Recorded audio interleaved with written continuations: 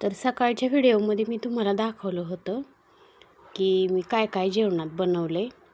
तर सगळं आवरून वगैरे धुणं भांडी सगळं काम आवरून आता मी आलेले आहे पूजा करायला.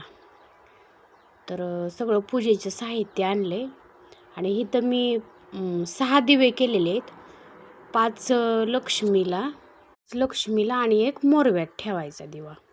तर आमच्या इकडं अशी पद्धत आहे. आणि नैवेद्याला उंडा बाजरीचा आणि त्याच्यावर हरभऱ्याची भाजी. तर दिव्यात तेल घालून ते जे आपण धोंडे पुजतो ना 5, त्याच्यापुढे हे दिवे लावायचे असतात. आणि पूजा केली, देवाला नैवेद्य दाखवला आणि काळ्या आईची ओटी भरायची.